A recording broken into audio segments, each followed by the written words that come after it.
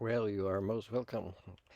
He comes from the right, John, to this part three of reading my thesis, introduction draft for Master of Science in Ecocentric Worldview. I made a few promises. Here's some of them fulfilled.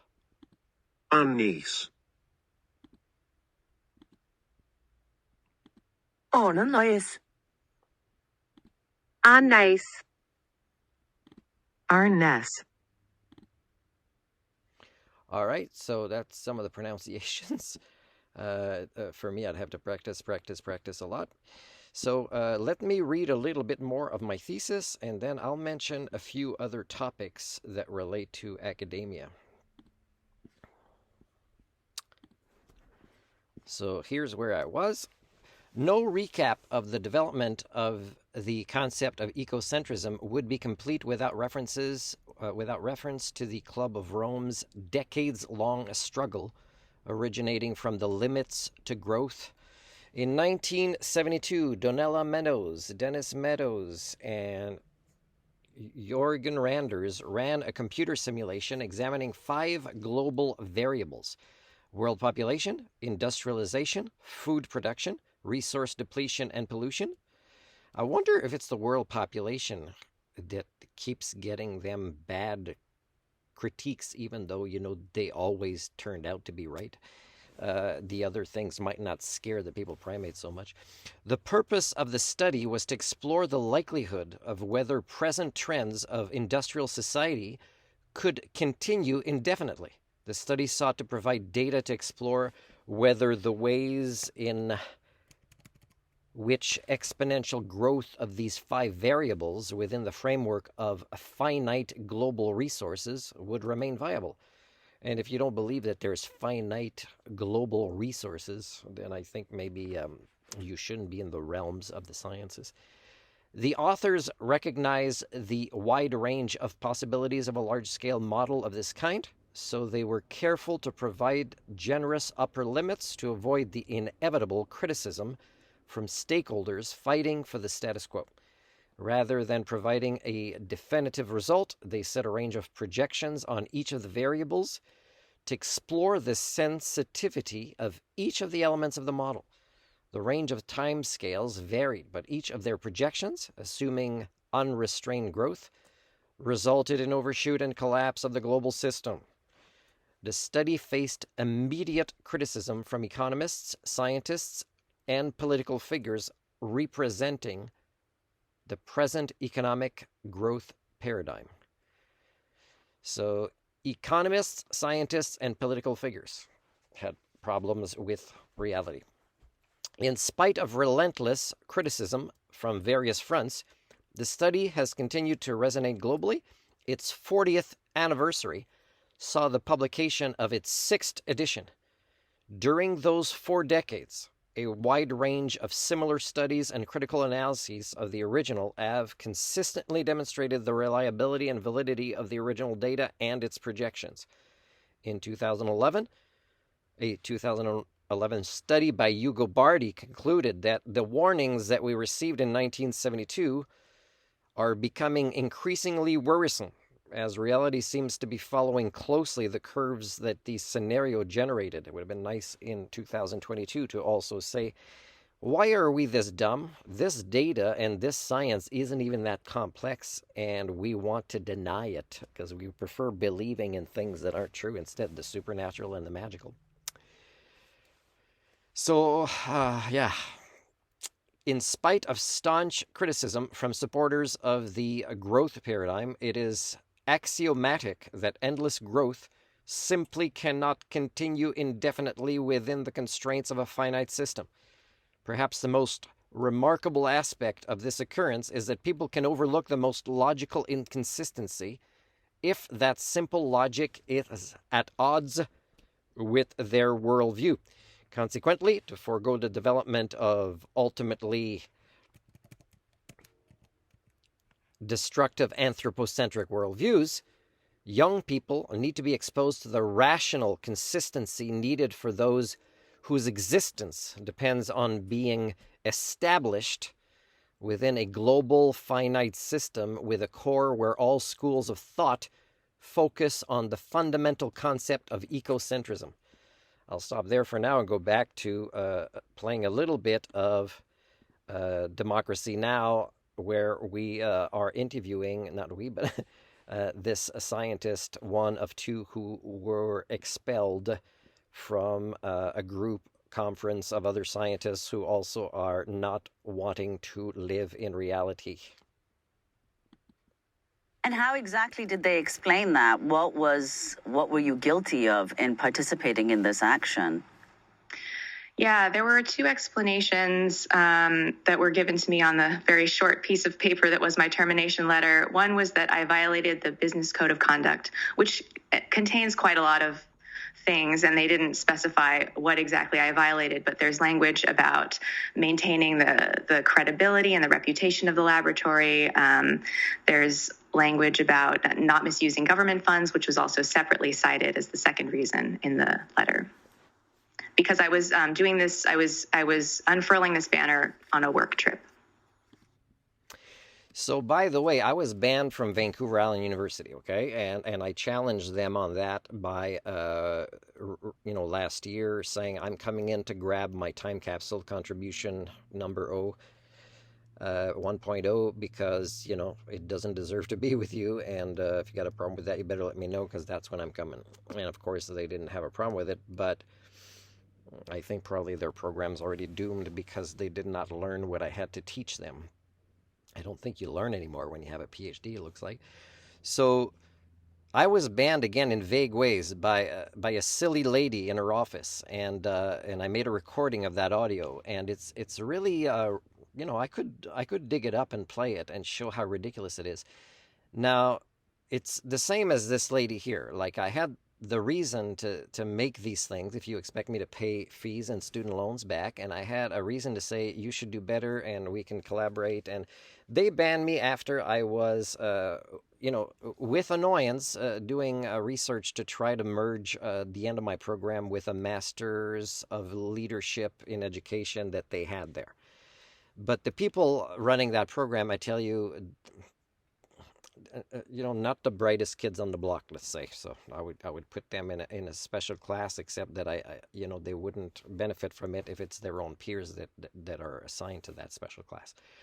So I've been banned a few places. I've been banned from Selkirk College because the HR people are not happy that I challenged them for being hypocrites and not fixing things they know are there. They don't want me to even know about the issues. So.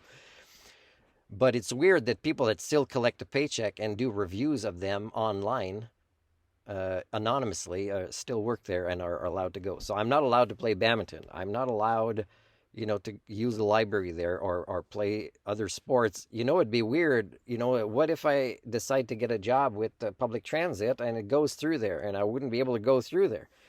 So, they ban me from so many things with so many vague reasons, and in Canada and in the US and pretty much around the world is you can't challenge your own government with the most patriotic, a lot of the time, intentions because you want your government to be better because you care about where you live.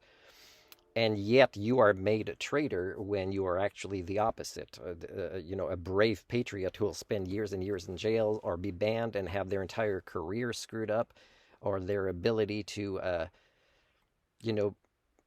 be a culture repairer at all.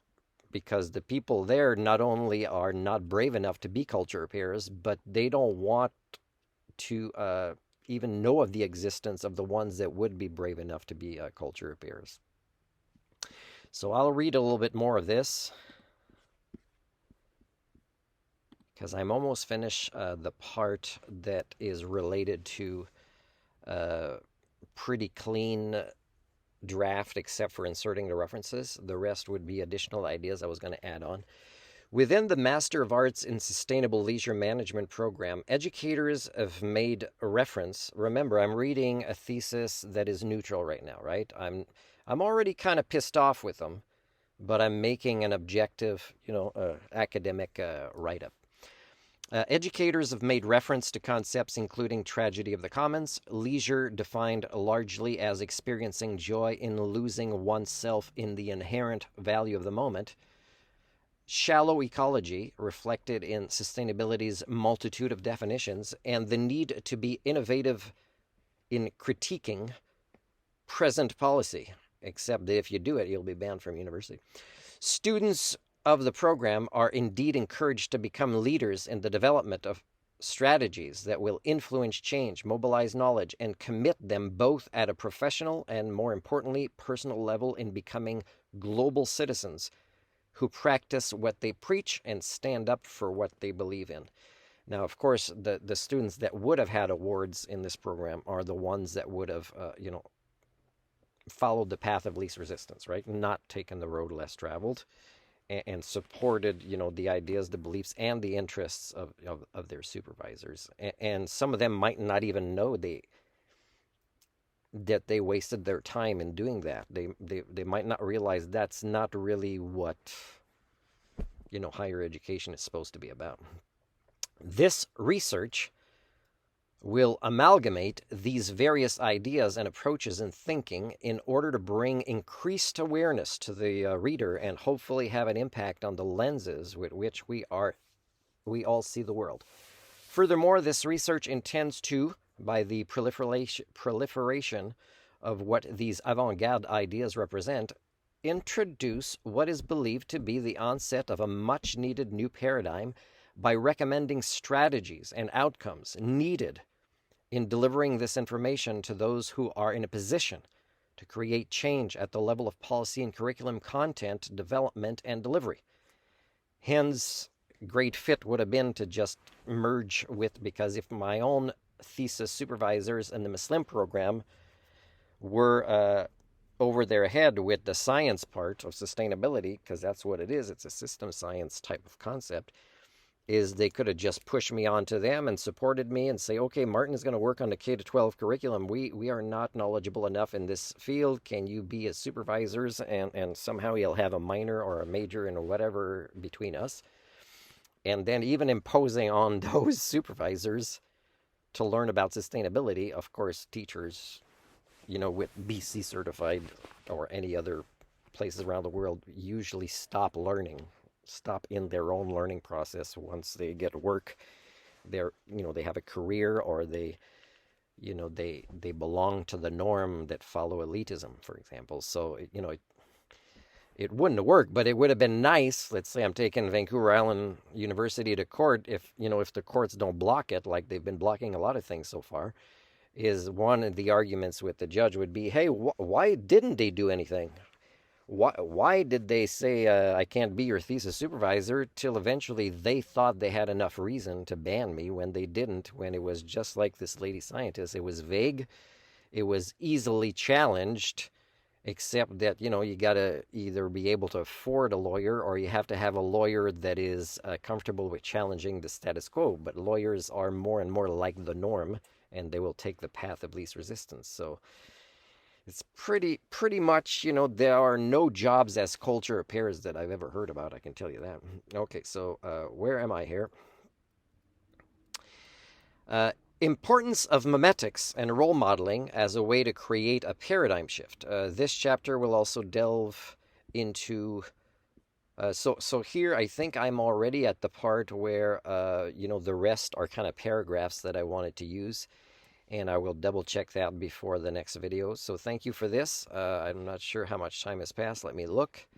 I can add maybe a little bit more of this video with Democracy Now! And talk about the group Scientist Rebellion. What kinds of actions do they engage in? Sure. So Scientist Rebellion is an international group of scientists who are concerned about climate change and believe that the mandate of scientists, especially earth scientists, really needs to expand. So we typically engage in acts of nonviolent civil disobedience in order to demonstrate to people the urgency and the severity of the climate crisis. So part of our work is speaking up so that people understand the level of risk we're in, how much time we have left, what the carbon budget is like.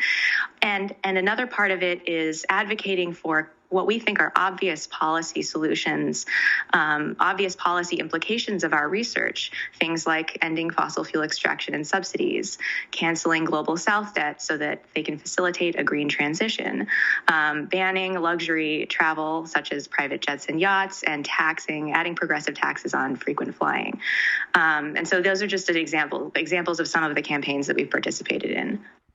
By the way, when I listened to her say this the last time, I also know that, let's say I would approach a scientist rebellion, that they would be doing too little too late in their talk and their actions. And I know that they want to call themselves earth scientists, but again, if they specialize in, let's say, one chemical or one geological or one physical, likely not even anthropological kind of aspects of the Anthropocene from our species related to the earth sciences, or biological or ecological. If they don't understand the big picture and the severity and all the various types of tipping points, I can tell you that, it's nice that they're doing this. It's kind of sad, though, that a group of scientists doesn't even tolerate a banner being up for like 30 seconds. So again, with my own university faculty, is they can't withstand if I say something to them at the time where I say, you're kind of contradicting yourself here, and don't you think that's wrong based on this? And of course they would know it's what I'm saying that is correct. But the fact, they say, oh, that's interesting, and then they hope I'll never mention it again. But when I mention it again, this is the right thing to do, and you do understand that I kind of am losing respect for you at this point, is if you eventually say the obvious too many times with people with PhDs, is they become uncomfortable. So again, you'd almost have to train these scientists not just in what they already specialize in, but what is actually all the interconnections, including the social sciences, because then they'd know how to apply their rebellion to the actual state of the human condition, and do it with an urgency, and also they must be told the consequences to their lives. They won't get back to any sense of normal either. Okay, so thank you very much. I'm getting a warning about storage, so I'm going to stop it now.